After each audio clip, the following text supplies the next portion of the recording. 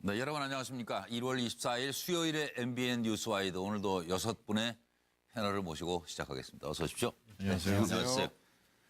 평창을 앞에 두고 제대로 남남 갈등의 시작인가요? 평화의 올림픽 막이 오르기도 전에 너무 시끄럽습니다. 그리고 오늘 오후에 그 이상득 전 의원, MB 이명박 전 대통령 큰형님이 되는 이 이상득 전 의원이 스트레스를 받은 모양이에요. 그래서 지금 종합병원 중환자실에 입원했다 이런 얘기가 들렸는데 조금 전 들어온 소식으로는 검찰 조사 이틀 앞두고 입원 이랬는데 반드시 이틀 후에 검찰에는 출석하겠다고 전해왔습니다. 잠시 후 살펴드리기로 하고요. 먼저 평창올림픽 논쟁부터 들여다보겠습니다.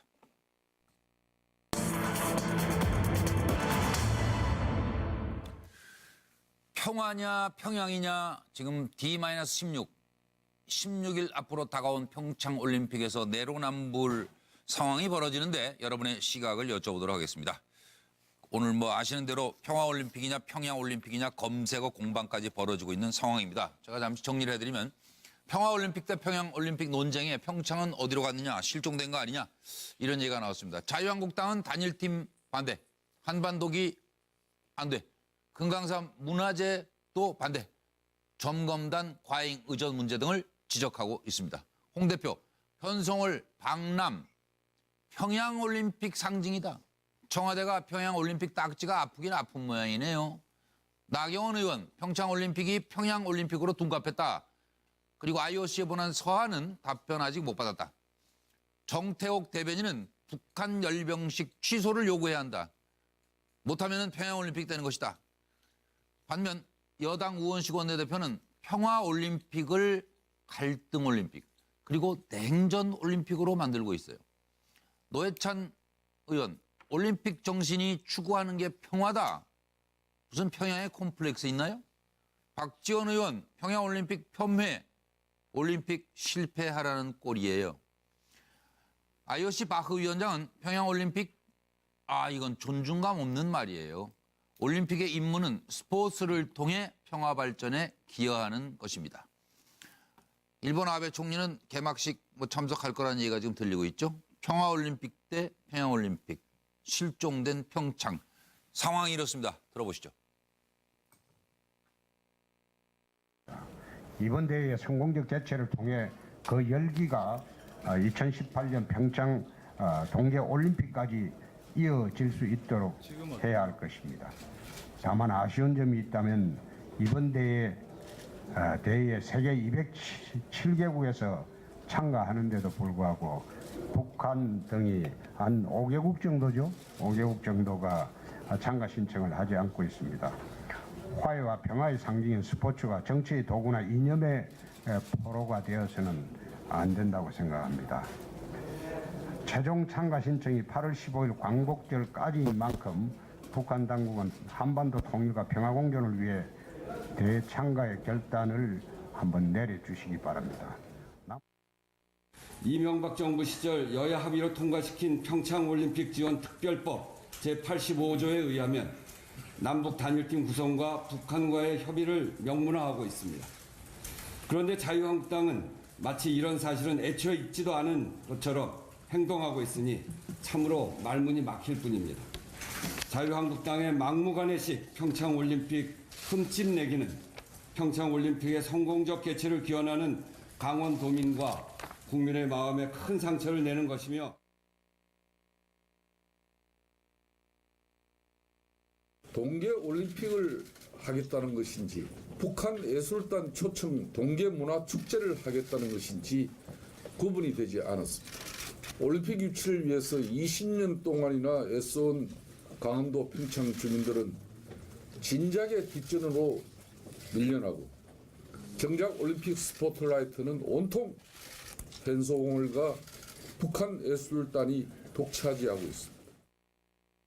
올림픽 정신이 추구하는 게 평화예요. 그리고 평양올림픽이 뭡니까? 아니 평양에 무슨 컴플렉스가 있어요? 그런 식이면은 올림픽이 평양올림픽으로 변질됐다. 그럼 음식이 완전히 그럼 평양냉면도 문제 삼아야지. 왜 냉면은 다 평양 아니면 함흥이냐. 뭐 서울냉면, 수원냉면 왜 없느냐. 대한요식협회에다가 이거 완전히 뭐 정치적으로 중립이 깨진 거 아니냐 이렇게 항의를 해야지. 선수단의 찬발을 넘어선 지금 정부의 이런 평창올림픽의 평양올림픽화는 절대로 막아야 된다고 생각합니다.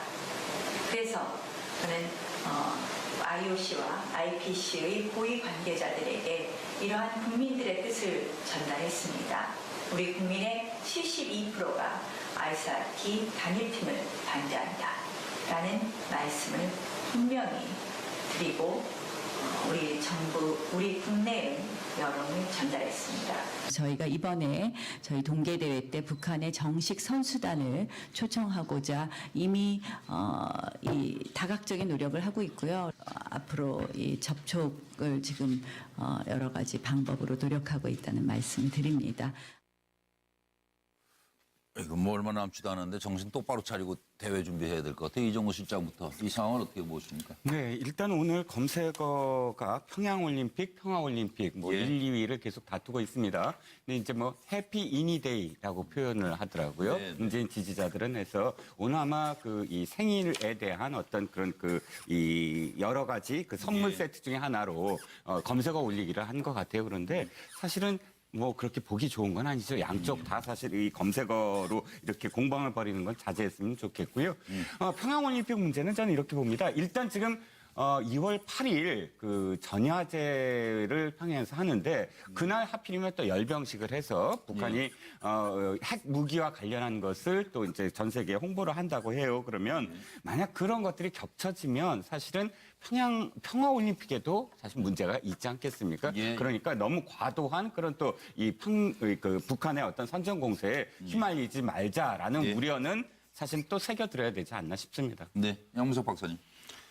예, 뭐 2011년에 홍준표 대표가 이 올림픽을 정치적 도구나 이념적 포로가 돼서는 안 된다고 강하게 이야기를 합니다. 그리고 2018년에 이미 올림픽 자체가 평양올림픽이냐 평화올림픽이냐는 논란이 발생했다는 것 자체가 보수 야당에서 평양올림픽이라고 주장을 하면서 정치적 포로나 이념적 포로가 돼버렸다. 이제 이렇게 이야기를 할 수 있는데요.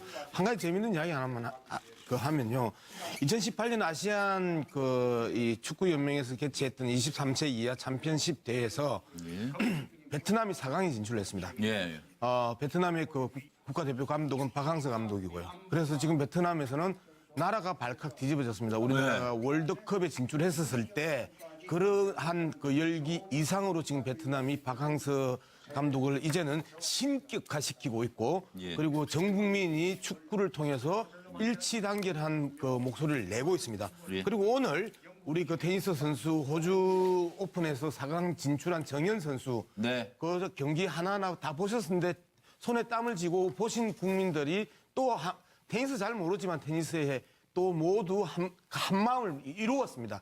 예. 이게 이제 아이스하키든 여러 가지 피겨든 예.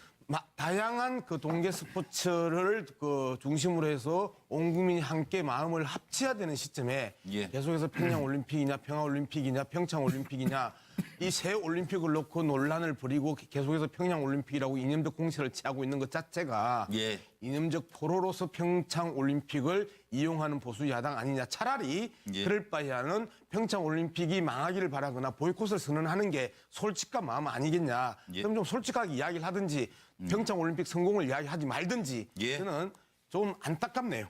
박종희 의원님. 양쪽이 모두 좀 차분했으면 좋겠습니다. 예. 북한의 핵 미사일로 인해서 올림픽 정신이 적어도 대한민국의 남한과 북한에서는 실종된 것 같은 예. 그런 기분이 드는데요. 예를 들어서 북한 올림픽이라는 것은 이제 기본적으로 예선을 통과해야 참가하는 거 아닙니까? 예선을 거쳐야. 그런데 북한이 이제 선수단도 몇 명 없으면서 응원단을 많이 보낸다거나 예. 또 문화예술 공연을 통해서 핵과 미사일을 뒤에 감춘 평화 공세를 펴고 있다. 예. 이것이 이제 자유한국당의 걱정이죠. 예. 그러다 보니까 이제 네이밍을 해서 이제 평창이 아니고 평양 올림픽을 하는 거 아니냐 이렇게 얘기를 하고 있는데 저는 좀 이 부분에 대한 얘기를 결국 정부에서도 귀를 좀 기울여 들어야 된다 이렇게 생각을 합니다. 예를 들어서 북한이 그 한미연합 군사훈련을 반대를 하면서 이 2월 8일 올림픽 전야제 때 북한군의 대규모 열병식을 하지 않습니까? 준비한다고요? 네. 이런 거는 안 되는 거죠. 예. 이런 부분에 대해서는 강력하게 항의를 해야 되고 네. 또 문화 예술 공연이 너무 많아서 올림픽이 뒤죽박죽 되는 이런 부분에 대해서는 조금 뭐 경계를 좀 해야 되고 놓치지 말아야 예 그렇습니다. 그래서 올림픽이라는 것이 스포츠 정신도 있어야 되고 예. 또 남북 간에는 당장 평화를 잇는 대화의 끈도 있어야 되고 이런 것들을 적절히 잘 조화시켜야 된다 생각합니다. 예. 노영희 변호사로 갑니다. 그 고대 그리스에서 기원전 9세기에 너무 맨날 전쟁만 하고 싸움만 하니까 예. 이런 그 분쟁을 잠재우는 방법으로 만들어낸 게 바로 이제 올림픽이란 말이죠. 예. 그러니까 올림픽이라고 하는 것은 싸우던 사람들이 모두 싸움을 하지 말고 일단 중단하고 잠깐 그리고 서로 간에 평화롭게 스포츠 정신으로 한번 같이 어울려 보자 이런 얘기거든요. 네. 그래서 사실은 평화 올림픽이라고 하는 것에 대해 결의문을 유엔에서 또 채택을 하기도 했어요. 그래서 93년도 10월 25일 날 채택을 했고 2년마다 계속 똑같이 채택을 하고 있는데 그렇다면 이 올림픽이라고 하는 것의 정신이 무엇인지를 좀 생각해 본다면 이런 식의 남남 갈등을 일으키는 것은 부끄럽지 않은가 이런 생각이 좀 들고요. 아까 화면에 이두아 그 당시 그 한나라당의 원내부대변인인가요? 새누리당의 그분이 나와서 단일팀 구성 가능하다 이런 얘기를 그때 한 걸 지금 예. 아까 화면에 보여줬잖아요. 그럼 만약에 새누리당이 혹은 지금의 자유한국당이 여당이 되어서 이번 평창올림픽을 본인들이 만약에 치른다라고 한다면 예. 저 때 말했던 것하고 다르게 행동하겠습니까? 제가 봤을 때 아니라고 보거든요. 예. 그러니까 중요한 건 자꾸 그 나라에서 가장 중요한 게 무엇인지 좀 생각을 하셔서 좀 양보하시고 일단 정쟁을 좀 멈추시고 올림픽 다 잘 되고 난 다음에 다시 얘기하시고 그러게요. 이렇게 가는 게 어떨까 싶습니다. 서영 소장. 예. 네. 저는 뭐 평양 올림픽이든 평화 올림픽이든 예. 국익을 우선해서 생각해야 한다는 생각이 듭니다. 왜냐하면 이 자유한국당에서 평양 올림픽을 이야기하는 이유는 아마도 우리 국민들 사이에 퍼져 있는 그 공산주의, 북한에 대한 그 혐오하는 의식을 불러일으켜서 보수층 결집의 계기로 삼겠다라고 하는 이런 정치적 배경이 좀 있는 것 같습니다. 그런데 잘 아시겠지만 이 평창 올림픽은 이명박 전 대통령 시절에 그 유치가 됐던 거고 예. 그리고 지금 현재 야당인 한 자유한국당이 여당이었을 때 평창 올림픽 특별법을 만들어서 만약에 단일팀이 만들어진다면 행정적 재정적 지원을 해야 한다라고 하는 그런 법안을 당시 여당인 한나라당이 압도적 참여로 통과시키기까지 했습니다. 그런데 이제 와서 야당이라고 반대하는 것은 논리가 좀 궁색하죠. 결국은 정치적 배경에 의해서 이것을 반대한다는 것으로밖에 이해될 수 없기 때문에 저는 뭐 오히려 이번 그 북한 참여하는 것이 우리 한반도 한국은 하나다, 조국은 하나다라고 하는 이런 차원이 아니라 오히려 북한이 공연단을 그 한국에 와서 문화예술 공연을 한다고 해서 남한 한국 사람들이 그 공연을 보고 북한 체제가 우월하다고 설득당할 사람이 누가 있겠습니까? 전 그건 걱정할 필요가 없다고 생각하고 오히려 그동안 동계올림픽이 많은 국가에 관심을 받지 못했는데 북한이 참여한다고 해서 많은 나라들이 관심을 갖고 있지 않겠습니까? 그래서 그렇게 오히려 평창올림픽을 평화에 기여하는 북한의 참여를 오히려 마케팅에 활용하는 측면에서 단순하게 우리 민족은 하나이기 때문이 아니라 그런 실익도 있다, 국익도 있다 그런 차원에서 이번에 평창 올림픽을 바라봐야 하는 건 아닌가. 그래서 자유한국당이 좀 발상의 전환. 예전에 평창 올림픽을 유치하려고 했던 그 원래 초심으로 돌아갔으면 좋겠다는 생각이 듭니다. 예.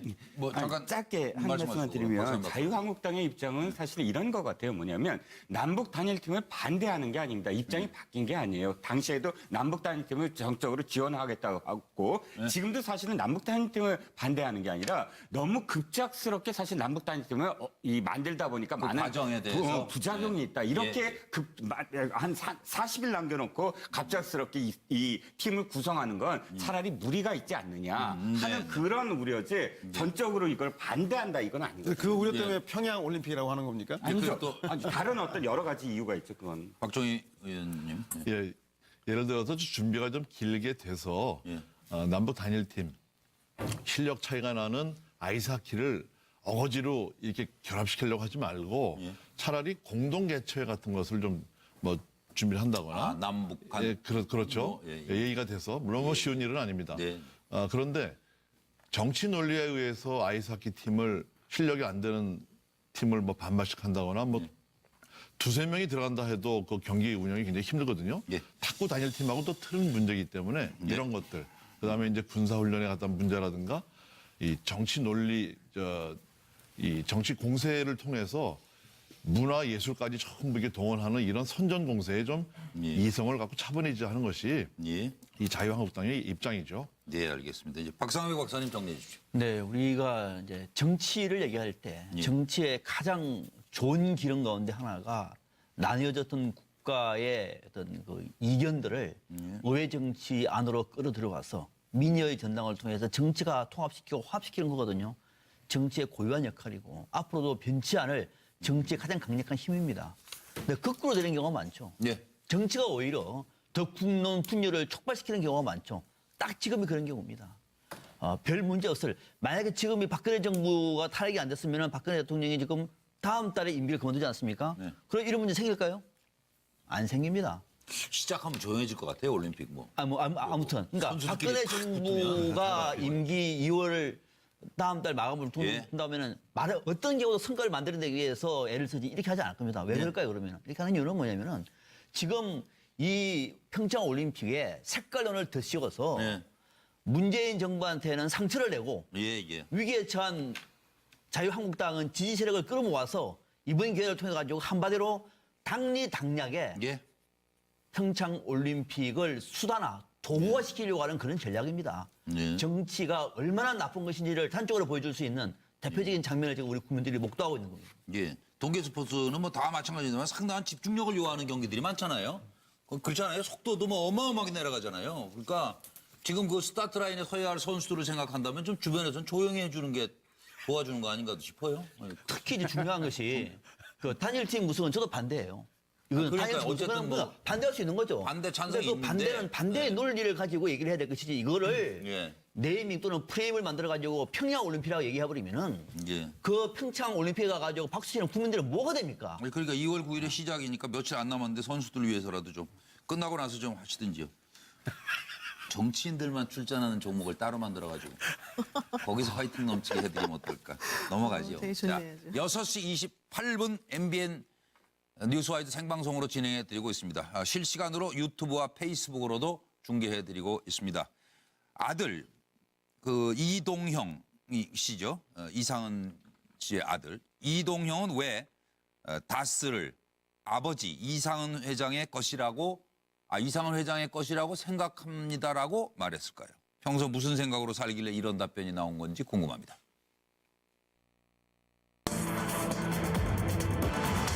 그래서 드리는 질문입니다. 이동형이 검찰에 출석하면서 다스는 아버지 것이다 이렇게 생각을 한다라고 얘기했는데 그 의미를 먼저 짚어주시기 바랍니다. 마치 홍길동이 된 다스 아닌가 하는 얘기가 나오고 있는데요. 다스는 당연히 제 아버지 이상은 회장을 말하는 겁니다. 제 아버지 것이라고 생각합니다. MB 것은 아니다 이런 얘기죠. 그리고 녹취록에서는 바로 본인이 이렇게 얘기합니다. 아이 갈 데도 없으니까 사표 내고 나갈 수가 없는 거야. 응? 그러니까 그냥 할 수 없이 다니는 거야. 그리고 할 수 없이 다니는 건 제가 한 얘기고 아버지도 이상원 회장입니다. 아버지도 여기서 월급 받고 있지 이렇게 얘기했단 말이에요. 네, 녹취록에. 그러니까 다스 협력업체인 IM을 설립해가지고 불법 자금 조성한 혐의 그리고 아버지의 것이라면서 굳이 협력업체를 만들어 다스 돈을 빼돌릴 이유가 있는가 이런 의문이 생깁니다. 김백준 MB 지시로 국정원 돈 받아 썼다라는 얘기를 했고 김희중 국민이 촛불 들고 나와야 정신 차릴 사람들이다. 그리고 가회동 아주머니라고 영부인 김윤호 여사를 수십 년간 보좌했답니다. 그런데 이 아주머님도 참고인 조사를 받고 MB 입장에서는 지금 이거 참 무시할 수도 없고 고소할 수도 없고 어려운 상황이 아닐까요? 들어보시죠. 피의자로 나오셨는데 불법 자금 조달 혐의 인정하십니까? 들어가서 성실히 임하겠습니다. 일단은. 많은 국민 여러분들이 궁금해하시는데 다스는 과연 누구 거라고 생각하십니까? 그건 뭐 당연히 뭐 저희 아버님이 지분이 있으니까 저는 그렇게 생각하고 있고요. 일단 들어가서 성실히 임하겠습니다. 아버지가 월급 사장이라는 녹취록 나왔잖아요. 네네네. 다스 이명박 전 대통령. 아닙니다. 죄송합니다. 이제 피의자 신문으로 오셨는데 어떻게 생각하십니까? 들어가서 성실히 임할 테니까요. 좀 이거 좀 말씀. 더 해명하실 거 없으십니까? 네, 들어가서 성실히 임하겠습니다. 네. 한 가지 내가 속상한 건 다스에 대한 불만을 갖다가 갚으려고 그러니까 네가 힘이 들고 속상한 거예요. 아니 회장님은 약속하셨고 인지와선 딴소리하고 이동영 부사장한테 뭐 그랬다 이렇게 거짓말하고 다니니까 당연히 넌 화낼 수 있어. 근데 그게 아무 부질없는 거라니까. 네 자신만 못났다고 하는 거야. 나는 못났다는 것밖에 안 되는 거야 결국에는 그게. 그러니까 세상은 진짜 불공평한 거야. 나도 서울대학교나 연대 나왔으면 여기 안 있어요. 형이 여기 시골에 여기서 현장 여기 와가지고 나도 어디 갈 데도 없으니까. 그러니까 나는 너처럼 사표 내고 나갈 수가 없는 거야. 아버지도 여기서 월급 받고 있지.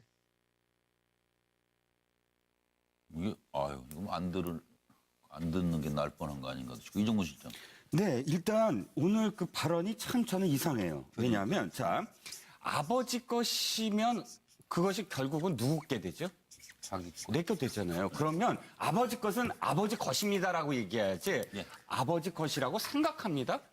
그 생각할 이유가 없어요. 왜냐하면 그거는 아버지 것 아니면 아닌 것이니까. 그런데 굉장히 이게 애매하게 됐어요. 생각한다. 저는 그래서 이게 속마음이 좀 다른 게 아니냐.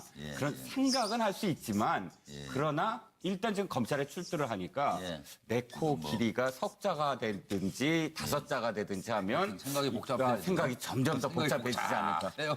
양부석 박사 이거 짧게 들어가세요. 이제 질문이 많아서. 저는 이렇게 적어봤습니다. 다스는 아버지 것이라고 생각한다. 왜냐하면 삼촌 건 줄 알았는데 삼촌이 삼촌 것이 아니라네요. 이제 아버지 거 되는 거예요, 이제? 그럼 이제 아버지 게 이제 되는 거죠. 그래서 이젠 아버지 것이 될 것이라고 생각한다. 라고 이제 정확하게 이야기. 다스는 아버지 것이 될 것이라고 생각한다. 그래요? 법적으로는 노영희 변호사님 이거 어떻게 돼요? 법적으로야 뭐 주식회사니까 주주들의 것이겠죠. 주주들의 것이다. 그러니까 형식적 지분상으로는 아버지 것이겠죠. 아버지의 지분이 많으니까. 근데 아마 이동영 씨의 저 해맑은 표정과 말투를 보아서는 이래도 좋고 저래도 좋다 이런 생각을 가지고 들어간 것 같고 제가 봤을 때 저분은 검찰에서 수사를 받잖아요. 그러면 의외로 여러 가지 정보들을 많이 제공할 것 같아요. 생각보다 우리들이 지금은 잘 모르잖아요. 아직 안 나왔으니까. 근데 저분이 조사받고 난 다음에 검찰이 매우 기분이 좋아질 가능성이 높아요. 조사하던 검찰이 당황해. 뭐 생각보다 너무 편하게 얘기해서 당황할 수도 있고 제가 봤을 때는 저분이 수사에 그렇게 능하게 대처하시는 분은 아니거든요. 그리고 제가 듣기로는 성격적으로도 상당히 그냥 아주 뭐 치밀하고 꼼꼼하고 이런다기보다는 좀 사람들한테 좀 약간 좀 이거는 그냥 제가 그냥 개인적으로 하는 말에 껄렁껄렁하다 이런 표현을 좀 쓰는 사람들 있잖아요. 그러니까 그런 식으로 조금 편한 사람의 한 일종이라고 얘기를 제가 듣고 있기 때문에 아마 그런 식으로 하다 보면 검찰이나 수사관들은 사실 그런 사람들을 수사하는 방식이 있어요. 엄청나게 말을 유도신문에서 끌어내는 방식이 정말 발달돼 있거든요. 그분들은. 아마도 엄청난 얘기가 나올 자기가 무슨 말 했는지도 모를 정도로 여러 가지로 탈탈 털리고 나올 가능성이 높다. 박선영 박사. 그 시은이 분석한 거 노영희 변호사 좀 와닿죠? 전문가예요. 저도 들으면서 그렇게 했구나 싶었는데 저도 다 알고 있는데 뭐 세상. 다 알고 있습니까? 심리학 박사 수죠. 저도 이 해석을 들으면서 비슷한 생각을 했던 것이 지금 이동영 씨는 이 다스와 관련해서 누군지 알고 있어요. 알고 있는데 차마 거짓말을 못하는 것이고 언론에서는 그동안 했던 얘기를 번복할 수 없잖아요. 그래서도 큰 사건이 터지니까 분명히 아버지 건 아니에요. 그런데 밖에서 아버지 거라고 얘기하니까 제일 좋은 말 아버지 것이라고 생각을 합니다. 이렇게 말을 한 거예요. 딱 보니까 그런 정도 있는데 그래서 이 다스는 아버지의 것이라고 생각한다라는 얘기는 아버지의 것 얘기했는데 근데 잘 모르겠어요. 검찰에 가서는 아버지의 것이 아닙니다. 분명히 이렇게 얘기할 수밖에 없을 것 같다. 이렇게 추측을. 누구 거든 별 상관이 없는 입장 같다 그런 얘기 같기도 하고. 그렇죠. 아버지의 것이면 더 좋고 뭐 아니면 맞는 얘기고 이렇게 되는 거죠. 박정희 전 의원님 생각. 아까 그 녹취록은 제가 볼 때 무슨 법정에 제출하는 증거용으로 해서 뭐 정교하게 녹취를 한 건 아니고요. 내부자 고발했던 어떤 직원에 대해서 설득용으로 말하자면 조금 그 엄살을 떨은 거죠. 그렇죠. 네, 맞아요. 그래서 나도 좀 그거는 뭐 어려워, 직접적인 막 이래가면서. 증거라든가 뭐 거기서 팩트를 끄집어낼 수 있는 건 아닌 것 같고요. 예, 예. 다수는 그 제가 늘 말씀드리지만 이씨 일가 소유입니다. 공동 소유. 예, 예. 그래서 이 2조 되는 회사를 이제 현미경 터는 것처럼 세무조사하고 검찰 수사를 뭐 횡령한 거, 배임한 부분, 땅 산 부분 혹해 털고 있지 않습니까? 네, 그렇습니다. 이렇게 털어서 어떤 결정적인 증거가 안 나온다면 이 부분에 대해서는 이 검찰과 국세청과 그리고 더 나아가서 문재인 정부가 책임을 져야 됩니다. 예. 이렇게 사기업을 털었을 경우에 소기의 목적이 달성되지 않고 그냥 아니면 말고 하는 식으로 된다면 이제 민간 기업을 누가 이렇게 책임 있게 경영하고 이렇게 하겠어요. 그러니까 이 부분에 대해서는 그분 검찰이 부담이 될 수도 있다. 네, 그런 그렇습니다. 말씀이시네요. 네, 서영호 소장. 네, 엄살치고 좀 너무 과했던 것 같아요. 나도 S대하고 Y대 나왔으면 여기 안 있는다. 우리 아버지도 월급 받는 사람일 뿐이다라는 얘기를 했는데 그건 제가 볼 때는 그 이전에 이런 얘기를 다스가 우리 게 아니라는 것을 강하게 얘기하다가 갑자기 검찰에서 입장이 바뀐 것은 사실은 MB 측 변호인의 입장을 얘기하고 있는 거거든요. 그 사이에 무엇인가 MB 측과 접촉이 있었다는 걸 반증하는 거고 사실은 이동영 씨 본심은 다스는 아버지의 것이라면 좋겠다고 생각한다. 이게 이동영 씨의 본심 아닐까 싶은 생각 듭니다. 그리고 노영 변호사님. 저희 녹취 들으면서 지금 생각난 건데 아버지가 월급 받는다고 그랬잖아요. 네. 그렇게 얘기하면 상대방, 녹취한 사람, 그 사람도 다스 내용을 아는 사람이죠. 그렇죠. 그렇죠? 그래서 그 사람 내부자로 내부자. 보이고 예. 서로 간의 그 내부 사정을 잘 알면서 무언가 키를 가지고 있기 때문에 우리 그 이동영 씨가 저런 식으로 설득을 하려고 여러 가지 얘기를 했던 것이 아닌가 생각합니다. 그러니까 편집이 돼서 그런지 몰라도 어쨌든 아버지, 분명히 회장인데? 그렇습니다. 그렇잖아요, 법적으로는. 근데 사실 이제 그리고- 회장님이 뭐 월급 받는다 이런 말은 잘 안 하죠. 사실 그러니까요. 정말 일반적인 회장님이라고 한다면. 네. 근데 아마 그게 서로 간에 본질적으로 그 말이 가도 전혀 문제가 안 될 상대방인 거죠. 그러니까 왜 반박을 하느냐, 이제 그 그렇죠. 얘기예요. 그냥 월급 사장이야? 그게 아니잖아요. 이렇게 따졌어야 되는데 그 부분이 없다는 게 조금 이상하다는 생각 들었고. 하나하나 더 따져보죠. 지금 이제 이동영 다스 수사팀에서 불러서 이제 소환해서 출석을 한 거 아니에요? 그럼 아까 노영희 변호사 말씀대로 과연 어떤 얘기가 나올지 폭발력이 좀 있지 않을까 싶은데 검찰과 그리고 불려간 이동형의 서로의 속내가 어떨지 잠깐 짚어보겠습니다. 들어보시죠.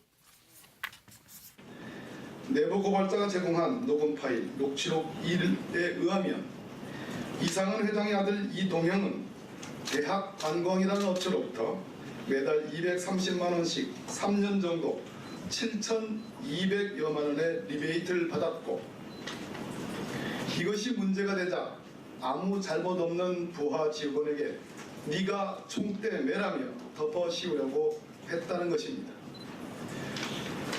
이 직원은 이 사실을 MB 정부 당시 청와대 민정수석실 박모 행정관에게 전달했으나 묵살당했고 총대 매는 것을 거부한 대가로 3년간 인사불이익을 당하다 이를 견디지 못해 다스를 떠났다고 합니다. 피의자로 나오셨는데 불법 자금 조성 혐의 인정하십니까? 들어가서 성실히 임하겠습니다. 일단은. 많은 국민 여러분들이 궁금해하시는데 다스는 과연 누구 거라고 생각하십니까? 그건 뭐 당연히 뭐 저희 아버님이 지분이 있으니까 저는 그렇게 생각하고 있고요. 일단 들어가서 성실히 임하겠습니다. 아버지가 월급 사장이라는 녹취록 나왔잖아요. 네네네. 다스 이명박 전 대통령. 아닙니다. 죄송합니다. 근데 피의자 신문으로 오셨는데 네. 어떻게 생각하십니까? 들어가서 성실히 임할 테니까요. 이거 좀 말씀. 더 해명하실 거 없으십니까? 네, 들어가서 성실히 임하겠습니다. 네. 이건 누가 먼저 시작을 하실까요? 검찰과 이동영 서로의 속내는 노영희 변호사님 준비되셨으면. 일단 그 이동영 씨 같은 경우에는 사실은 나는 절대 말 안 하고 그냥 잘 빠져나가리라라고 생각하고 가겠지만 제가 봤을 때 오늘 질문할 내용은 이거예요. 검찰에서 당신은 어떻게 다스에서 근무하게 됐습니까? 그 얘기 들린 바에 의하면은 이명박 전 대통령이 불러서 너 여기서 일 좀 해라라고 해서 여기 근무했다는 거잖아요. 그렇다면 왜 당신은 이명박 전 대통령이 당신 아버지 건데 왜 작은 아버지가 시키는 대로 가자 했느냐 이런 얘기 물어볼 것이고 지금 아까 우리가 들었던 녹취록 그 내용의 진정한 뜻이 무엇이냐 이런 거 확인할 것이고 특히 사촌인 이시형의 급부상 그리고 그와 동반하여 자기는 상대적으로 지금 급추락하고 있거든요. 지위가. 그런 것들에 대해서 왜 지금 9억 원이라고 하는 돈이 들어가서 자기에게 협력사를 차려주었는지, 실제 자금 운영이 무엇인지, 이런 것들에 대해서 물어볼 거예요. 그러니까 직접적으로 이게 뭐 누구 거냐 만약 이런 거 절대 안 물어보고 그런 식으로 물어보다 보면 대답을 하거든요. 그러면 문제는 1번에 대한 대답을 A로 하고 2번에 대한 대답을 B라고 하고 3번에 대한 대답을 C라고 하면 A, B, C가 다 연결해서 논리적으로 일관적이어야지 이게 말이 맞아요. 맞아요. 근데 본인이 만약에 이런저런 얘기를 막 하다가 맨 마지막에 가서 종합적으로 해서 물어보게 되면 뭔가 틀릴 수가 있어요. 이게 진실이 아닌 경우에는. 그러면 이제 그런 것들을 꼭 잡아가지고 그 사람을 당황하게 만드는 게 수사 기법인데, 물론 이분도 당연히 변호사들의 도움을 받아서 또 옆에 변호사가 앉아 있으면서 뭔가 도움을 받겠지만, 그럼에도 불구하고 이시영 급부상 그거 건드리면 조금. 그건 어쨌든 물어보겠죠. 왜냐하면 이 사람이 총괄 부사장이었다가 이렇게 됐으니까. 근데 어쨌든 그런 것들을 물어보지 않을까 싶습니다. 네. 네, 지금 김백준, 김희중 핵심 측근들이 검찰에서 실토하고 있습니다. 그죠? 예. 실토. 또 내일 모레는 작은아버지 이상덕 전 부의장도 검찰 출석합니다. 예. 이 정도 됐다는 얘기는 뭐냐면 검찰은 이제는 이명박 전 대통령 소환이 임박했다는 얘기입니다. 아, 조사 끝났는데 확인 차원이다. 거의 이렇게 끝났다는 보시는 겁니다. 거네, 지금. 아. 검찰 얘기는 뭐냐면 예. 다 조사했어요. 예. 마지막 확인하는 겁니다. 근데 그 자리에 가가지고 이동영 씨가 가서 무슨 말 하겠어요. 예. 조사했으면 그냥 그대로 하세요. 저 사실 잘 몰라요. 그러니까 아까 박정희 전 의원님 지적하신 대로 검찰이 이러다가 뭐 흐지부지 끝내서 그럴 가능성은 거의 그럴 없습니다. 가능성 없다고 보시는 그렇게 거죠, 되기를 바라시는 분도 있을지 모르겠으나 아니, 그럴 가능성은 거의 없습니다. 아니, 그건. 아니 있을지도 모르겠으나 그럴 가능성은 없다는 거예요. 왜냐하면 이미 이 관련된 내용은 오래전부터 나왔던 것이 지금 마무리 수순에 가고 있는 것인데 그러니까요. 여기서 넘어갈 가능성은 없는 거죠. 저 서영 소장님. 예, 이동영 씨가 검찰에 소환된 피의자 신분으로 소환된 핵심적인 그 혐의는 120억 원의 비자금 의혹 수사 과정 중에서 불법 자금 조성을 검찰이 포착했다는 겁니다. 예. 그중에 다스 협력업체로부터 수억 원을 조성했다는 혐의입니다. 그런데 따라서 이동영은 이 비자금에 대한 소명에 대한 걸 철저히 준비했을 겁니다. 그리고 검찰은 근데 사실은 이 비자금 관심보다는 이동영 씨가 얘기했던 다스는 아버지 것이 아니라는 취지로 얘기했던 그 문제를 잡고 다스가 실제로 누구 것이냐를 집요하게 이동영 씨에게 물어보지 않겠는가. 따라서 검찰은 다스의 실소유주를 규명하는 데 집중하고 이동영 씨는 비자금 조성이 비자금 조성의 배경과 원인에 대해서 비자금 차원의 조사로 그 검찰 소환을 막으려고 하는 게 아닌가.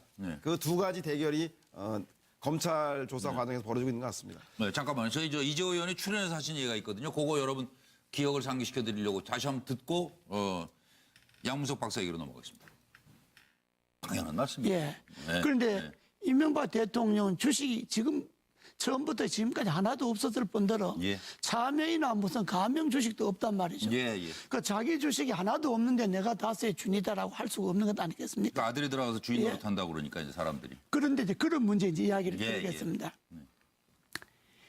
그게 이제 형님과 처남이 사장을 하고 일종의 그 집안 간에다 하니까 형이 동생인데 회사 운영에 대해서 물어볼 수도 있죠. 자문을 구할 수도 있죠.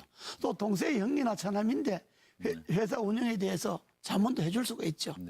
그러니까 주변에는 그런 정황들은 이제 다 그게 마치 MB가 주인인 것처럼 이야기를 하잖아요. 그다음에 다스돈도 그래서 저 청와대에 찾아주신 거고. 아들이 그러니까 이상은 그녀로 보면 조카잖아요. 조카가 똑똑하고 딴 데 취직하기보다 자기 회사 와서 일하면 좋지요. 그 재벌 회사도 친족들끼리 운영하는 게 많잖아요. 아이고 저기 다시 참 우에 있는 집안이에요. 우에 있는 집안. 박정희 의원님도 아까 얘기하셨지만 참 우에 있는 아름다운 집안의 이야기를 들으시면서 양 박사는 무슨 또 의심이 납니까? 아니요, 일단 이동영 씨가 세 가지를 해명을 해야 돼요.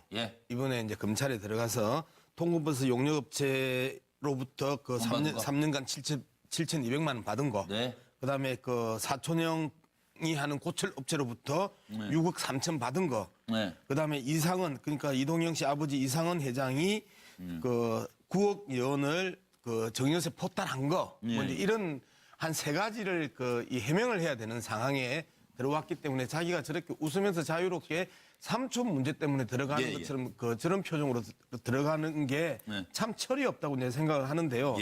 이제 들어가가지고 이야기를 하다가 뭐 그 7,200만 원이든 그 뭐 6억 3천만 원이든 아버지가 그 정년세 포탈했다고 의심을 받고 있는 9억이든 이것들이 어떻게 되든지 간에 2조짜리란 말이에요. 그러면 검찰한테 이렇게 이야기하겠죠. 수사 좀 철저히 해서 우리 아빠 소유로 만들어 주세요. 라고 이야기하겠죠. 얘기를. 그리고 검찰은 니네 아빠가 아니잖아. 그냥 네가 좀 그 이야기를 하면 만들어줄게.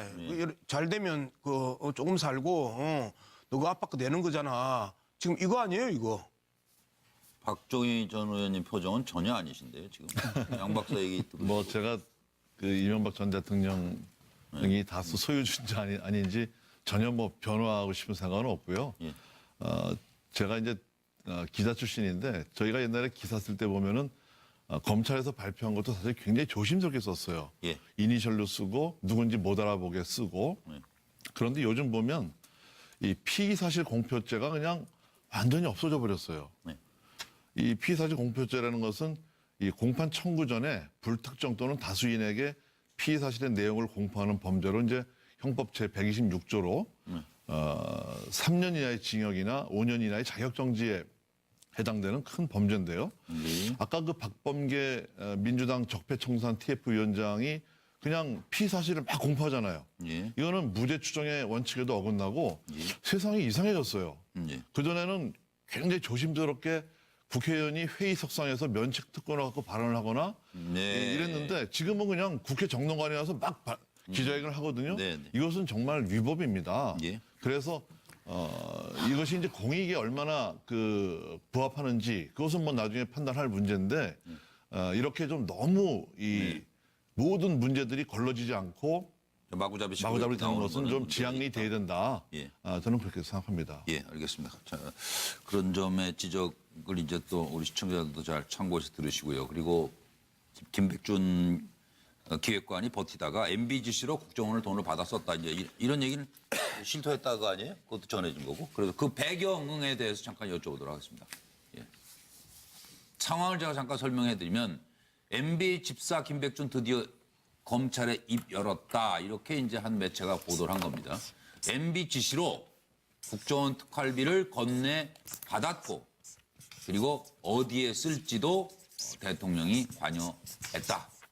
사적 유용은 없다라는 단서까지 달아서 얘기했다. 이렇게 해서 이게 지금 다 준비하실 건 없고 짧게 그냥 한두 번 짚어. 저 노영희 변호사님 말씀해 주시죠. 어차피 이제 다른 사람들 나를 뺀 수많은 다른 사람들이 전부 다 얘기를 하고 있는데 나 혼자 얘기를 안 하게 되면 본인에게 지금 혐의가 두 가지가 있어요. 국고손실죄하고 뇌물죄하고. 근데 지금 현재 4억 원을 받았다는 것이 본인이 그냥 혼자 받은 걸로 돼버리게 되면 무기징역까지 가능하거든요. 무기징역을 말년에 내가 지금 받을 것이냐 아니면 다른 사람 다 말았는데 선처를 받을 것이냐 이 기로에서 당연히 외통수로 간다 이거. 이런 선택을 할 수밖에 없는 거죠. 박상호 박사는 만약에 김백준 씨가 이것을 내가 요청해가지고 국정원 돈을 받았다고 말하면 이거 본인이 감당할 수 있을까요? 그러니까요. 이제 이거는 평생 동안 감옥에서 못 나옵니다. 참. dom톡에 쏠 수 없는 거죠. 그래서 사실대로 얘기하면서 이명박 전 대통령이 했던 그 진실대로 얘기할 수밖에 없는 상황에 몰려 있는 것이다. 양 박사도 비슷한 생각이신 것 같아요. 김인중 씨 얘기한 거. 김인중 씨가 그렇게 이야기를 했죠. 자기가 배신자가 아님을 그 증명하기 위해서 했다고 이제 이야기를 했지만 검찰 수사가 너무 탄탄하게 이루어졌다. 그래서 시인할 수밖에 없었다라고 그 이야기를 했는데 김백준 총무기획관 또한 검찰 수사가 너무 탄탄한 상황에서 나만 아니라고 이야기해서 그 문제가 아니게 될 가능성이 없다. 사실상 수사 결과에 대해서 항복했다고 보는 게 타당하지 않을까요? 그럼 박 의원님 조금 전에 한 걱정 안 해도 될 것 같은데요. 검찰이 뭐 수사하다가 흐지부지 끝낼 일이 아닌 것 같은데요. 촘촘하게 이미 증거를. 제가 말씀드린 거는요. 사안별로 이제 이렇게 그게 맞는 얘기가 있고 안 맞는 얘기가 있거든요. 그럴 거예요. 근데 지금 보면은 온갖 뭐 다스 문제부터 시작해서 특활비 또 이거 그냥 가리지 않고 막 다 나와서 이 공판 전에 나와 버리니까 그러다가 이제 무죄로 된 것, 무혐의로 된 것도 좀 있고 또 어떻게 보면 망신 주기로 또 뭐 되는 경우도 있고 이제 이러니까 저는 제가 이제 그걸 걱정하는 거고요. 이번 경우는 보면은 그 김희중 씨가 정말 MB의 분신이고 수족인데 그 얘기를 하면서 전부 위기의식을 느낀 것 같아요. 그래서 각자 도생 국면이고 그다음에 뚝이 터졌다 저는 이렇게 봅니다. 그렇다면은 참 네. MB 큰일 나셨네. 저는 그 김백준 전 기획관이 예. 말을 시작했다라는 걸 어떻게 느꼈냐면 그 다음에 구속된 다음에 신학수 비서관한테 압수수색이 들어갔을 때 이게 지금 김백준 비서관의 증언으로 인해서 이게 좁혀지는 거가 아닐까. 왜냐하면 신학수 비서관이 사실은 그 전체적인 그림 속에서 좀 바깥에 있었던 사람이거든요. 근데 신학수 비서관으로 갔다 그러면 신학수 비서관은 사실 다스 감사로 있었어요. 그러니까 도로 BBK로 가는 거예요, 그럼. 그러니까 사실 모든 김백준 시작이. 그 기획관이 BBK 부회장 그다음에 LKE라고 그 이명박 대통령하고 김경준이 만든 그 증권회사 부회장하고 사실 당시에 모든 것들을 다 지휘했던 사람으로 알려져 있거든요. 김경준만 안 만났으면 참 그렇죠. 그래서 김경준이 상당히 많은 것들을 지금 검찰이 이미 확보해 놓은 게 아닌가. 네, 김백준 전 총무비서관이 누굽니까? 그 이명박 전 대통령과 40여 년간 동고동락에서 집안의 대수사를 다 책임졌던 사람입니다. 집사 중에 집사가 배신을 했습니다. 이건 단순하게 4억 원이라고 하는 그 국정특활비의 용처 때문에 본인이 10년 이상 무기징역까지 받을 수 있는 그 두려움 때문이 아니라 사실상 검찰이 원세훈 국정원장으로부터 이 국정특수활동비와 관련된 모든 증거와 증언들을 확보하고 있는 게 아닌가. 그래서 더 이상 빼도 박지 못하기 때문에 진실을 밝힐 수밖에 없었다는 생각이 들고 한 가지 첨언하자면 박범계 의원이 피의사실 공표한다고 하는데 진보가 그동안 당했으니 보수도 당해야 된다는 논리는 아니지만 최소한 현재 자유한국당인 보수 야당은 피의사실 공표라는 얘기를 할 자격이 없습니다. 그 가장 큰 피해자가 바로 노무현 전 대통령 아니겠습니까? 따라서 피의사실 공표는 앞으로 극복돼야 될 위법한 행위이지만 적어도 과거에 그것으로 인해서 많은 사람이 고통을 줬던 자유한국당, 보수야당이 그런 말할 자격이 있는지에 대해서 아마 시청자 여러분들이 잘 판단하실 것 같습니다. 제가 한마디만 하겠습니다. 그 피의사실 공표죄가 하도 여기저기서 매번 나와서 제가 정확히 말씀을 드리는데요. 형법 126조 피의사실 공표죄를 저지를 수 있는 사람은 검찰이나 경찰 혹은 범죄 수사에 관한 직무를 행하는 사람이지 우리 같은 사람들이 아니에요. 그렇기 때문에 우리가 예를 들면 뭐 언론에서 한 얘기를 가지고서 얘기하는 것을 가지고 피의사실 공표죄가 문제된다 이렇게 말할 수는 없는 거고 다만 정확히 잘 모르는 사실에 대해서 함부로 단언하거나 얘기함으로써 그 사람 명예를 훼손했을 경우에 그런 것들에 대해서 문제가 될 수 있는 거죠. 아니 그래서 사실 지금 가장 문제가 되는 건 뭐냐면 어떻게 지금 현재 여당 의원들이 검찰이 수사하는 과정에 있는 것들을 이야기하는 거죠. 그러니까 그거는 피의사실 공표 그렇다면 가능하죠. 그런 말을 검찰이 흘렸을 것이다 내지는 경찰이나 수사기관으로부터 들었기 때문에 알 수 있을 것이다라는 지금 추측이 가능한 거잖아요. 그러면 그 검찰, 경찰 누군지 그걸 밝혀야죠. 근데 이 부분에 대해서는 우리가 지금 논의하는 것에 대해서 우리 보고 야 그런 얘기 하지 말아라 피의사실 공표된다 이렇게 말하는 건 아니에요. 그건 아니에요. 잠깐 이 부분에 대해서는 피의사실 공표의 문제하고 국민의 알 권리라는 헌법적 가치가 지금 충돌하고 있는 부분입니다. 그래서 국민의 알 권리에 대한 부분들이 그 공익성이 크다고 본다라면 일정하게 비사실 공표라는 부분들은 그 크게 문제가 안 되는 거잖아요. 그래서 헌법적 가치가 충돌하는 측면에 있어서 우리가 여기에서 비사실 공표 자체에 대한 문제 제기를 한다라는 것 자체가 좀 그 과하다라고 봅니다. 올해 내는 끝나겠지. 저도 짧게 이 얘기 이건 뭐. 여기를 봐주세요. 네, 감사합니다. 저도 관련된 수사 내용이 시시콜콜한 거 다 나오는 거 별로 보기엔 좋지 않습니다. 그러나 지금 이 이명박 전 대통령과 관련된 것은 전직 대통령에 관한 문제 아니겠습니까? 그것도 만약에 지금 우리가 또 다루겠습니다만은 경천 동지할 만한 사람들이 많다고 얘기하면 이거는 국민들이 초미의 관심사거든요. 이명박 전 대통령의 대통령 당선까지도 지금 무효화시킬 수 있으면 지금은 법적으로 불가능합니다만은 국민들의 정서로는 탄핵이 몇 번 됐을 그런 문제를 가지고 국민들한테는 이 문제가 이보다 더 큰 공익은 없는 거죠. 그런 측면에서 우리가 국회라든지 또는 뭐 검찰 쪽에서 나오는 얘기도 상당 부분은 이 사건만큼은 별도로 국민의 관심사만큼은 인정해 줄 필요가 있겠다. 그러나 나머지에 나오는 얘기들은 좀 자제했으면 좋겠다는 생각이 듭니다. 문제제기랑 박정희 의원이 정리하고 넘어가시죠. 이게 뭐 과거에 그런 일이 왕왕 있었다고 그래서 지금 얘기할 자격이 있다 없다 하는 것은 좀 지나친 얘기 같고요.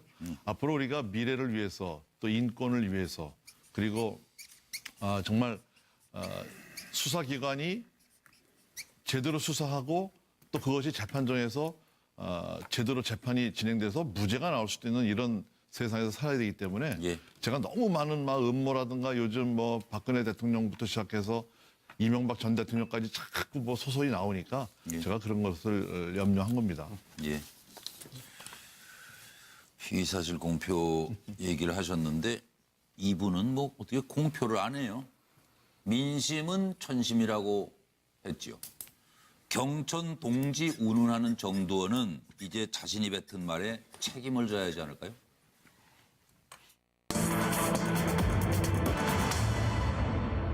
다시 생각하는 정두원의 경천 동지. 이게 연일 파장을 불러오고 있습니다. 왜 그런 건지 좀 여러분께서 짚어주십시오. 상황은 이렇습니다. 다시 생각해보는 경천 동지. 사선을 넘나들었다 이런 얘기도 했습니다. MB의 전 측근으로 알려진 정두원 전직 의원입니다. 정두원은 경천 동지할 일 3가지가 있다. MB와 직계 가족이 포함된 일이다. 조금씩 여기저기 가서 이렇게 얘기를 해가지고 이제 이렇게 모아지는 겁니다, 지금. 경천 동지할 일 3가지가 있다 그랬다가 이제 뭐 여기저기 매체에서 물어보니까 MB와 직계 가족이 포함된 일이다. 이게 더 궁금해요, 이거. 본선 포함해서 당락 바뀔 정도의 일이다. 그리고 더 나가서 부정선거 관련된 일일 수도. 이건 법적 책임이 따르지 않나. 이따 노영희 변호사님 얘기해 주세요. 이게 보통 문제가 아닙니다, 이렇게 얘기합니다. 정권이 아니라 이권을 잡은 듯 국정농단할 우려를 제기한다. 대선 당시 관련 일들에 관여. 나는 사선을 넘나들었다. 본인이 이제 대선 당시에 관련 일들에 관여했다 이거예요. 다 알고 있다는 얘기죠. 당선 축하금 기업에게 받았을 개연성이 높다.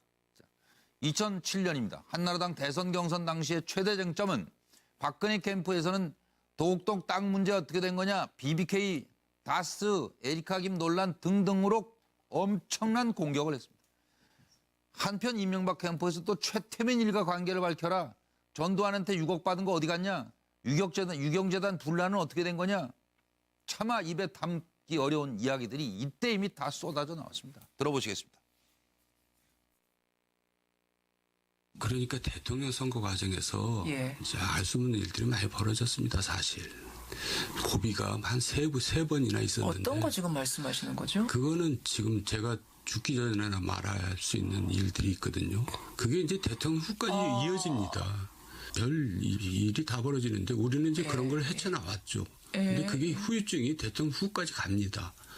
그걸 처리하는 과정에서 돈들이 필요해요. 아주 그냥 경천 동지할 일들이 벌어졌죠. 뭡니까 그게? 우리가 아는 거예요? 일반인들이 아는 거예요? 아니면 그 내부에서만 아는 거예요? 저 목을 매십시오. 제가 얘기하나. 얘기하는 제가 이상한 사람 될 수도 있어요. 아니 그러니까 경천 동지할 일 3가지 중에 한 가지라도 알고 있어야 측근이든지 뭐지 하시고 돈을 받았든지. 아유, 그러니까 다시 한번 묻습니다. 그래도 양심 있는 분으로 제가 늘 생각하고 있으니까. 몰라요? 그러니까 가격 차이가 나네. 정도원 전에 아니까 한 3배 간 거 아니에요, 돈이 그러면? 어떤 거요? 경천 동지할 일은 모르십니까? 없었습니까? 경천동지 사람이 할 수 있는 일 중에서 경천동지라는 거는 뭐 핵무기를 쓰는 것뿐이. 그래 핵무기를 써야지 땅이 움직이고 하늘이 어딜 가는 거 얘기가. 너무 산으로 가는데요? 그러니까 그런 비밀스러운 일이 있었냐 그 얘기죠. 아니, 모른다니까요. 저는 오늘 안 나오셔서 오셨으면 또 물어볼 걸. 저 양부석 박사가 이거 먼저 한다고. 좀 치사합니다. 정두원 전 의원의 그 모습들이 명예훼손 안 되게 말씀하세요. 정두원 전 의원의 지금의 행태가 정말 경천 동지할 정도의 지경이다. 저 뻔뻔함이 한번 따져봅시다. 자, 부정선거에 관련된 일일 수도 있어라고 이야기를 합니다. 그죠? 그러면 대통령 당선되기 이후에 그까지 정두원 전 의원은 이명박 전 대통령의 핵심 측근 중에 측근이었습니다. 그러면 방관했거나 공범했거나 아니에요? 부정선거와 관련된 일이면. 그리고 MB와 직계가족 포함된 일. 도대체 이게 무슨 이야기입니까? 그 가정사에 대한 문제 아닙니까? 검찰총장을 직계가족과 관련된 일로 만들어가지고 날렸던 게 박근혜 정부 초기의 행태였습니다. 이런 문제가 있으면 듣거나 말을 하지 않거나 말을 제대로 하거나 계속해서 수많은 상상들을 만들어내는 정말 아주 안 좋은 이 영상을 이 가지고 장난치는 것 같다. 얘기 안 하려고 그랬는데 지금 7시간 당선 축하금 기업에서 소리 받았을 살살 하세요. 개연성 높다고 이야기를 했는데 개연성이 높은 게 아니죠. 그 당시에 인수위 시절에는 정두원 그 의원이 얼마만큼 하늘에 나르는 새도 떨어뜨릴 수 있는 새도였는데 그러면 이것들에 대해서 고백하고 그리고 정두원 전 의원이 가장 먼저 이 부분에서 철저하게 국민 앞에서 백배 사과하고 나서 구체적이고 진실을 밝히는 게 지금 맞는 거죠. 어디 자꾸 여기서 그 자기 존재감 가시하려고 장난치듯이 경천동지 할게 3개가 있니 몇 개가 있니 하고 이런 말장난 합니까? 말이 되는 소리입니까? 정두원 전 의원 진짜 이렇게 하면 나쁜 거예요. 일단 숨을 돌리고 저기 박 의원님 하실래요? 제가 먼저 말씀드릴까요? 예. 정두원 전 의원은 서울시 정무부시장을 하면서 이명박 전 대통령하고 인연을 맺었습니다. 그 정두원 전 의원 부시장 밑에 그 당시에 박영준 정무실장이 있었죠. 그 박영준 정무실장이 이상득 전 국회 부의장과 아주 측근이기 때문에 그 연결이 되면서 정두원 의원이 권력 핵심에서 이제 멀어진 겁니다. 이러면서 이제 정두원 의원한테 여러 가지 이제 정치적인 위기가 오고 또 저축은행 사건으로 또 구속됐다가 무죄로 풀려나고 여러 가지 과정에서 이명박 전 대통령에 대한 여러 가지 그 소회가 있겠죠. 그런데 이제 지금 정두원 의원이 얘기하고 있는 것은 이명박 전 대통령이 알고 있는 여러 가지들을 특활비라든가 뭐 이런 여러 가지 문제들을 본인은 나한테 물으라고 얘기했으니까 본인이 밝혀라는 얘기예요. 그러니까 맛만 보이고 뭐 좀 갖추고 있는 이런 걸 보면은 정말 정두원 전 의원이 전 국민 궁금증 유발죄로 엄히 처벌을 받아야 되는데 정두원 의원의 메시지는 이명박 전 대통령한테 직접 밝히라는 그런 얘기거든요. 본인이 책임지고 그렇습니다. 밝히세요. 그러니까 뭐 정두원 의원이 자기 입으로 뭘 밝혀라 하는 것은 좀 너무 잔인한 일 같고 행간을 좀 읽어서 볼 필요가 있다. 이렇게 되고 이 정치권에는 뭐 여러 가지 지금 국민 정서에는 안 맞는 돈들이 많이 왔다 갔다 합니다. 실제로 대선 경선이라든가 또 경선 끝나고 당선 축하금 문제라든가 여러 가지가 있었겠죠. 그런데 이제 그 부분에 대해서는 정두원 전 의원이 얘기를 함으로써 또 여러 사람이 곤란해지는데 저는 왜 그것을 얘기를 해놓고 본인이 얘기를 끝까지 책임을 안 지는지 그 부분에 대해서는 참 이해가 안 됩니다. 그러니까 이명박 전 대통령에 관한 문제는 저는 얘기 잘했다고 봐요. 그런데 그 밑에 세밀한 문제에 대해서 아까 정태근 의원도 나왔는데 굉장히 곤란하잖아요. 사실 그거는 모른다는 게 아니라 얘기할 수 없다는 거거든요. 그렇죠. 그래서 여러 사람 좀 불편하게 하는 이런 것들이 국민 정서로 보면 나쁘지만 이 정치인의 어떤 그 뭐 도의라고 하는 좀 그렇고 그 업계에 무슨 비밀 뭐라 그럽니까 좀 표현하기가 좀 부차스러운데요. 그런 거는 좀 얘기 안 했으면 좋았겠다. 이런 생각이 듭니다. 보통 문제가 아닌 게 그냥 돈 얘기만 했으면 부정선거 관련된 일일 수도까지는 안 갈 것 같아요. 이게 당락 포함 바뀔 이게 정도이 그렇잖아요. 네, 그렇습니다. 어떻게 생각하세요, 이종훈 씨는? 영웅본색 영화 아시죠? 거기에 주인공이 이렇게 얘기합니다. 강호의 도가 떨어졌다. 저는 이게 정치에서도 도가 있어야 된다고 생각을 하거든요. 만약에 정두원 의원이 이걸 이야기하는 이유가 공익적인 부분이라면 공인이었으니까 이야기하셔야 됩니다. 그런데 이것이 사감이라면 사실은 말을 꺼내지 말았어야죠. 그러니까 말을 못할 이야기라면 처음부터 말을 꺼내지 말아야 되는데 말을 꺼내서 이렇게 혼탁하게 만든 건 정말 책임을 스스로 지셔야 되는 일이라고 생각합니다. 네, 경천 동지할 일 그리고 본선 포함해서 당락이 바뀔 정도. 우리 형법상에서는 연좌제가 없습니다. 단 하나 연좌제가 있는 건 선거법인데요. 선거법에서 본인 이외에 배우자나 회계 책임자, 선거 사무장이 유죄를 받을 경우에 그 당선 무효에 처하게 됩니다. 따라서 정두원 의원이 이 네 사람에 대해서 뭔가 의미를 얘기하는 건 아닌가 유추해 볼 수밖에 없는데 그 네 사람에 대해서 구체적인 게 있다면 제시해야 될 것 같다는 생각이 들고요. 결국은 정두원 전 의원은 제가 볼 정두원 전 의원은 이명박 전 대통령이 법정에 서야 한다는 이야기를 하고 싶어 하는 건 아닌가. 그런데 문제는 과연 이명박 전 대통령이 법정에 먼저 설지 아니면 정두원 전 의원이 법정에 서는 일이 있을지 이것은 좀 구체적으로 정두원 의원이 저 말에 대해서 실제적인 증거와 증언들을 놓는다라면 그 결과에 따라 달라지지 않을까 싶은 생각 듭니다. 먼저 거의 하는 거 아니에요 또? 아니 그럴 수 있죠. 세 가지 중에 한 가지는 또 슬그머니 얘기하는 거 아니에요? 이게 지금 그러니까 정두원 전 의원의 얘기는 그냥 스무고개 수수께끼를 낸 게 아니에요. 일종의 힌트를 줬다고 힌트를. 이 정도의 사건은 실체가 있는 것이고 지금 이명박 전 대통령의 주변 인사들과 앞으로 이명박 전 대통령도 검찰 수사를 피할 수 없잖아요. 여기까지 나름대로의 팁을 준 겁니다. 진실을 밝히시라. 라고 먼저 제 얘기를 한 걸로 보여요. 정두원 의원이. 그리고 이 관련된 내용은 언니를 함구할 수 없기 때문에 만약에 앞으로 이명박 전 대통령까지도 이제 수사가 돼가지고 뭐 구속이 된다든지 아니면 어떤 기소가 돼가지고 재판 과정 속에서는 아마 검찰에서도 정두원 전 의원은 어떻게 할까요? 참고인 조사할 수 있잖아요. 좀 와달라고. 그럼 이 얘기 안 할까요? 저는 하려고 봅니다. 그래서 이 내용에 대해서 아직까지 정두원 의원에 대해서 뭐 비판도 할 수가 있겠으나 이 판도라의 상자는 열릴 수밖에 없는 것이고 이 정도 얘기였으면 이제는 주변 인사들이 하나씩 이실직고해서 촛불 민심 보지 않았느냐. 새로운 시대를 가는데 이거 그냥 툭 갈 수는 없는 거다라고 하는 나름대로의 메시지를 언론을 통해서 저는 밝힌 거라 봅니다.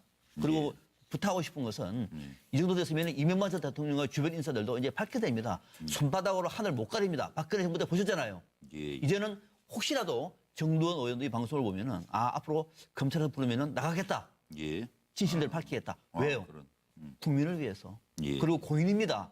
이 말에 책임을 지기 위해서라도 정두원 전 의원은 크게 협조할 용의를 피력하는 것이 정두원 전 의원답지 않느냐. 저는 그렇게 봐서 아직까지는 조금 기대감 갖고 있습니다. 기다려보자. 오늘 수요일이고요. 월요일이면은 또 MBN의 판도라가 밤 9시 반에 시작이 되거든요. 거기에 정두원 전 의원이 나오니까 경천 동지할 일 세 가지 중에 뭐 한 가지 힌트라도 다음 주 월요일에 주시겠죠.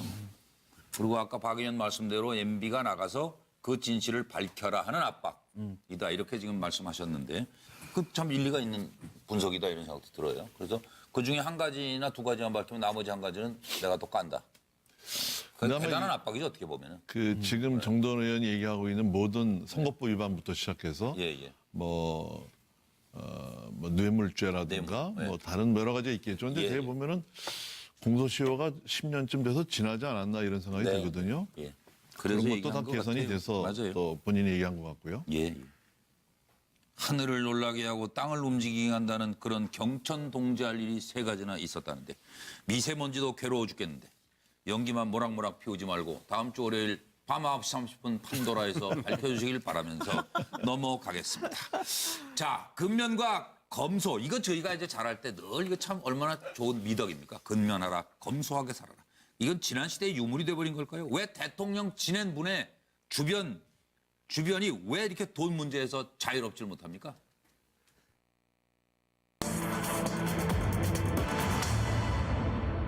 다스 전현 임원들 이상한 땅 투자와 또 협력업체 겸직 이게 뭐 저 닮은 꼴이에요. 의문점을 여러분께 여쭤보면서 상황을 설명드리면 이렇습니다. 공동 소유 그리고 근저당 설정으로 서로 동의 없이는 땅을 처분 못하도록 했는데 땅 주인은 김성우 전 사장, 다스 전 사장 그리고 뭐 전무했던가요? 권승호 이 두 사람 이름으로 돼 있고 이 관리를 이제 맡아 하는 부동산 회사를 세웠는데 주식회사 홍은이라고 그 주식회사 홍은 건설 부동산 관리회사는 사내이사가 김성우 전 사장 그리고 그 아들이 이제 부자지간에 맡아서 이렇게 하고 있는 겁니다. 아들에게. 홍은 어디서 들은 이름 같죠? 그래서 찾아보니까 다스 자회사가 홍은 플래닝이에요. 여기도 홍은이 등장해요. 그리고 자 김재정 사망 후에 다스 주식으로 상속세를 냈고 이상은은 월 500만 원 받다 월급 사장 아니냐 이런 얘기가 있었는데 다스에는 우리가 회사 주인이다. 서류상으로는 김재정과 이상은의 회사지요. 근데 또 아들에게 이 협력사를 다 운영하도록 해가지고 이상은 아들 이동형은 IM이라는 회사의 대표로 돼 있고 거기 주식을 제일 많이 가지고 있고 이시영 이명박 전 대통령 아들 이시영이 대표인가요? SM? 네. 여긴 또 이시영 대표. IM, SM, MB와 전부 다 아는 사람들이잖아요. 그래서 좀 어떻게 된 건지 여쭤보면서 잠깐 준비된 내용을 듣고 오겠습니다. 근데 그 사람이 그때 그것만 있는 게 아니고 지금 여기도 14,000평이 있단 말이야. 여기도 그때 한 15만 원 주고 샀는데 지금 한 그 150만 원 간단 말이야. 그것도 어마어마한 금액이지. 이 사람 재산이 어마어마하게 많은 거지 지금. 몇백, 한 500억 될 거 아니? 근데 또 많아요 이 사람이. 그것만 있는 게 아니야. MB가 약 100만 평 부동산을 가지고 있어요. 그런데 전국에 다 있는데 호남하고 강원도 조심하세요. 또 고소당할 줄. 네, 가지고 있어요. 아니요. 아니, 걱정돼서 말씀드려요. 자꾸 고소를 당해봐서 이제는 고소 안 당할 얘기만 하는 거예요. 100만 평은 굉장히 넓은 땅이에요. 예, 90몇만 평, 100만 평인데 팔도광산에 다 있는데 이북은 아니겠죠. 호남하고 강원도만 없는 거예요. 그래서 내가 정동영 대통령 후보 MB하고 싸웠잖아요. 네네. 그분한테 내가 가르쳐줬지. BBK 해봐야 진경준이는 감옥에 있으니까 저쪽에서 거래해버리면 못한다. 그러니까 우리 지도를 그려가지고 언론에 보면은 탁 붉어지게 만들잖아요. 땅이 여기는 얼마, 여기는 얼마 이렇게 나오는데 전라도하고 강원도만 땅이 한 평도 없어요. 그러면은 MB가 대통령 되면은 호남하고 강원도는 죽겠구나. 이래서 네, 노영희 변호사가 좀 설명해 주세요. 오해가 있을 수도 있으니까 상황이. 이재훈 밀프로당 대표가 아까 그 틀어주신 화면에 의하면 MB는 주식이 하나도 없다 이랬잖아요. 그거 좀 이상하지 않아요? 그 연세에 그 재산이 많으신 분이 왜 주식이 하나도 없을까요? 그건 사실은 일반적이지 않아요. 솔직히 말하면. 그러니까 가장 저 정도 중요한 재력이 있다고. 그럼요. 그러니까 분산 투자도 그렇고 뭐 그분이 또 회사 그렇네요, 또. 자기 식구들이 운영하는 회사잖아요. 그러면 본인이 조금이라도 가지고 있는 게 원래 기본적으로 더 맞겠죠. 그러니까 본인 게 아니라 하더라도. 근데 하나도 없다는 것 자체가 너무 인위적이라는 거죠. 결론은 다스든 땅이든 간에 내가 실소유주라는 걸 밝히고 싶지 않아. 그래서 다른 사람 이름으로 하지만 그랬다가 또 뺏길 우려가 있기 때문에 뺏기기도 싫고 밝히기도 싫다. 이런 생각 때문에 이런 식의 거미줄 안전장치를 해놓은 게 아닌가 생각이 듭니다. 그러면 저 이종훈 실장으로. 네. 자, 주식이 하나도 없잖아요. 네, 똑같은 네. 얘기입니다. 주식이 하나도 없는데 사실은 김성은 그 다스 사장이라든지 전무의 이름 김성우, 또는 예. 또는 다스의 투자로 부동산이 있다. 그런데 이 부동산은 절대로 그것을 소유한 사람들이 팔지 못한다. 그렇다면 저는 그러니까 이명박 대통령이 다스와 관련한 어떤 수익을 다스의 부동산 투자로 사실은 분산해버린 게 아니냐. 결국은 이 부동산도 이명박 대통령이 수익을 갖고 있는 것이 아니냐. 두 번째는 협력업체를 모두 다 이시영 씨나 이동영 씨 조카들이 다 소유를 하고 있다. 그럼 협력업체에 들어가는 어떤 돈까지도 사실은 가깝다는 거죠. 다시 다 회수를 하는 거죠. 그런 어떤 시스템으로 구축을 했다. 뭐 박성환 박사님 그냥 말씀으로. 뭐 그렇습니다. 지금 이거는 이명박 전 대통령은 서울시장 보냈고요. 네. 대통령이었잖아요. 네, 그리고 맞습니다. 국민들이 다 알잖아요. 예. 재산을 어떻게 넓게 더 확보할 수 있을까요? 노출하기가 어렵다. 여러 가지 방법으로. 예. 그럼 이것을 또 누군가 관리를 해야 되잖아요. 그 관리를 할 수도 있다면서요.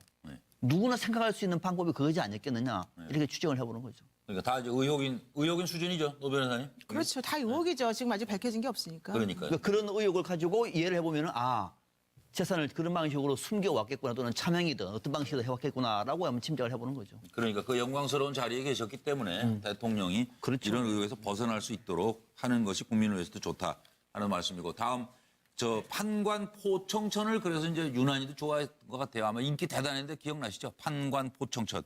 그런데 그 이름을 이건 분명히 더럽힌 일이다 하는 생각이 드네요. 보시죠.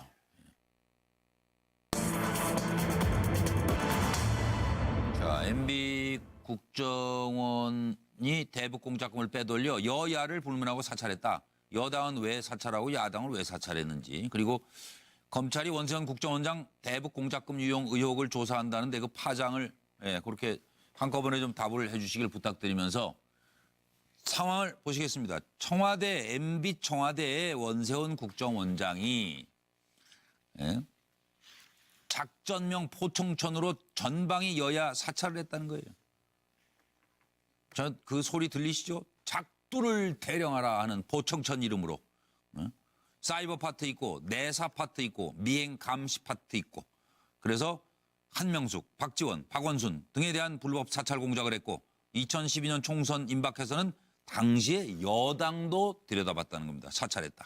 그리고 작전명은 보청천이라고 했다는군요. 들어보시겠습니다.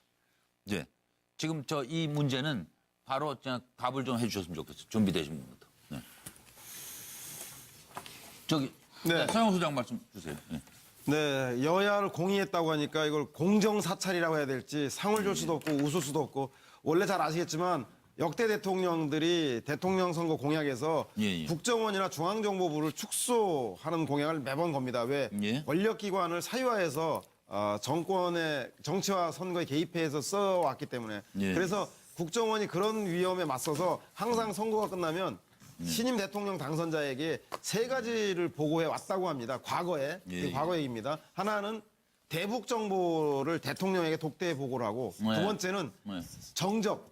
대통령의 정치가 라이벌인 야당 당수에 대한 보고를 한답니다. 그리고 3번째가 이것이 바로 지금 나오고 있는 왜 같은 여당을 할까? 즉 측근들의 비리를 독대해서 보고한답니다. 그러면 대통령 당선자가 그동안 나는 소경이었다. 역시 국정원을 통해서 얘기를 들어야지 세상을 훤히 보인다고 해서 대북 정보, 라이벌 정보, 측근 비리, 바로 자기 주변에 가장 등잔빛이 어두운 사람들의 정보를 즉 국정원이 국정원이 결국은 이명박 정부의 가장 핵심적 권력 사유화의 도구로 쓰였다는 것을 반증하는 확실한 증거인 것 같습니다. 이종훈 시장 준비됐습니다. 네. 저는 어쨌든 지금 민병두 의원의 이번 폭로를 쭉 보면서 약간 의문이 드는 게 있어요. 일단 이 민병두 의원의 폭로는 무슨 의미가 있냐면 대북 팀 3차장인 최종욱 3차장이 대북 수사에 관련된 돈을 국내 사찰로 썼다라는 것인데 최종흡 3차장. 최종욱 3차장입니다. 그런데 구체적인 증거는 사실은 없어요. 증언자도 제보자도 사실은 안 밝혔습니다. 그런데 실제로 가장 채운형비라는 표현을 썼습니다. 가장을 했다는 뜻이라는 건데 그러니까 이걸 직접적으로 대북 공작금을 이걸 정치 사찰로 쓰기 위해서 2차에 걸쳐서 가장을 했다라고 지금 표현하신 건데 상당 부분 좀 더 구체적인 어떤 증거가 있어야만 사실 이 폭로가 인정할 수 있다라는 생각이 좀 듭니다. 다른 분 또 얘기하실 분. 네. 앞서 여야를 다 사찰했다 그러는데 이거는 좀 정확하게 보면은 이명박 대통령 때에 박근혜 전 대통령의 친박계도 이명박 전 대통령 입장에서 보면은 야당 못지않는 위협 세력이에요. 그렇지 않겠습니까? 당연히. 그때는 당내 친박과 친이의 싸움은 여야 싸움만큼 치열했습니다. 야당보다 더 밀었을 거예요. 더 밀 수도 있는 거죠. 그럼 사찰 안 해요? 당연히 하죠. 대통령이 궁금한데요? 이명박 대통령도? 그러니까 결과적으로는 당시 여권이긴 했습니다만 여권 중에서도 친박계, 특히 박근혜 전 대통령 쪽에는 어떤 동향이 있는지 너무너무도 궁금하고 불안하겠죠. 야당은 말할 것도 없고. 그렇다고 당연히 한다고 그러면 그런 말씀은 안. 아니 그 당시 생각은 안 어울리는데. 아니요. 그 당시에 원세훈과 이명박 정부 때는 그렇게 생각했다는 거예요. 그럼요. 그러니까 우리 편만 믿고 나머지는 우리 편 친이 대통령 주민만 믿고 나머지는 못 믿는다고 판단한 거예요. 그리고 박정희 전 의원은 별로. 아니 저는 민병두 의원이 어떤 자료를 가지고 또 어떤 자격으로 이것을 했는지 제가 좀 찾아보니까 민병두 의원이 지금 당에 맡고 있는 게 없는 모양이죠. 그냥 이렇게 나오는데 민병두 의원이 이렇게 보면은 굉장히 PC를 털어라 그래서 한명숙, 박지원, 박원순, 정현주, 최문순 이런 분들의 이메일을 주면서 그걸 해킹할 수 있는 프로그램까지 깔아주면서 했다는 거죠. 그리고 보면 우리가 어젯밤에 추가로 제보를 받고 확인한 바에 따르면 2012년 총선 임박해서는 여당 의원의 이메일 주소를 줬다. 이게 제보란 말이에요. 제보예요. 맞습니다. 제보를 가지고 이렇게 과연 정말 있을 수 없는 이 정치 사찰과 미행, 도청, 감시 이게 이루어졌다는 것은 저는 믿기지가 않습니다. 이 부분에 대해서는 정말 특별히 철저히 수사해서 과거 이제 김대중 정권 때, 노무현 정권 때도 이제 도청이나 이런 데서 국정원장들이 구속되고 이런 적이 있지 않습니까? 맞아요.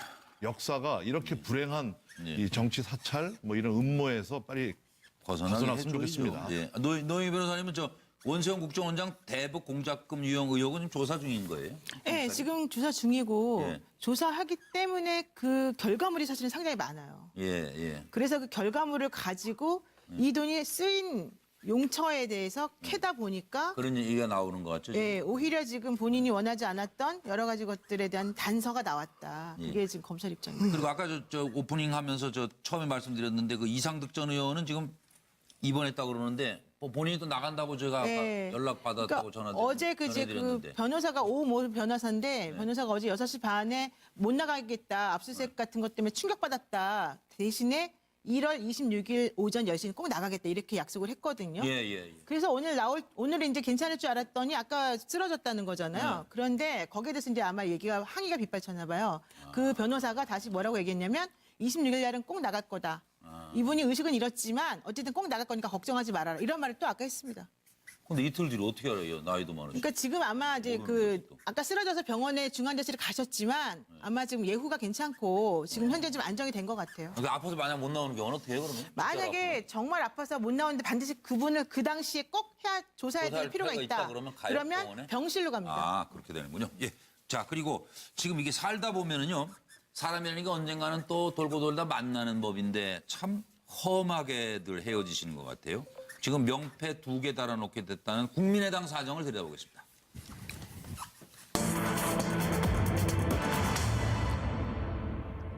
국민의당 결별 앞두고 연일 난타전입니다. 결별의 관건이 뭐라고 보시는지 여쭤보면서 지금 상황을 설명드리면 국민의당 바른정당 통합하는 다음 달 6일 가칭 개혁 신당 창당대회를 준비 중이고요. 국민의당 통합 반대파는 오늘 당명을 확정했어요. 민주평화당이라고 간판을 거신답니다. 들어보시겠습니다. 뜻깊은 날입니다. 오늘 박지원 의원께서 합류하시면서 정치의 큰 판을 바꿀 수 있는 힘을 얻었습니다. 그리고 여러 가지 말씀들을 들으면서 한 달밖에 안 된 당이지만 국민의 기대는 어느 당보다도 높다는 것을 다시 한 번 더 느꼈습니다. 통일된 목소리가 나와서 힘을 얻을 수 있도록 제대로 잘 하겠다는 각오를 다집니다. 안철수, 천정배 두 공동대표께서 이끄는 우리 국민의당이 국민들로부터 제대로 평가를 받아서 또 그러기 전에 먼저 희망을 제시해서 총선 승리와 정권 교체의 기틀을 마련하는데 저도 미력이나마 협력하고자 오늘 결심을 했습니다. 통합은 호남을 버리는 것도 보수로 가는 것도 아닙니다. 과거 민주화 산업화를 넘어 이제는 대한민국 정치가 호남 진보, 영남 보수의 극단적인 대립과 갈등이 아니라 나라 지키고 먹고 사는 민생 돌보는 정치 본연의 일을 하자는 것입니다. 통합은 호남의 뿌리를 튼튼히 하면서 광주 정신이 지켜낸 민주주의를 전국으로 더 넓게 확산하는 길입니다. 사람은 한 번 속으면 속인 사람이 나쁩니다. 그러나 같은 일로 두 번 속으면 속은 사람이 바보입니다. 우리는 바보가 아닙니다. 박새는 늘 뻐꾸기에게 당합니다.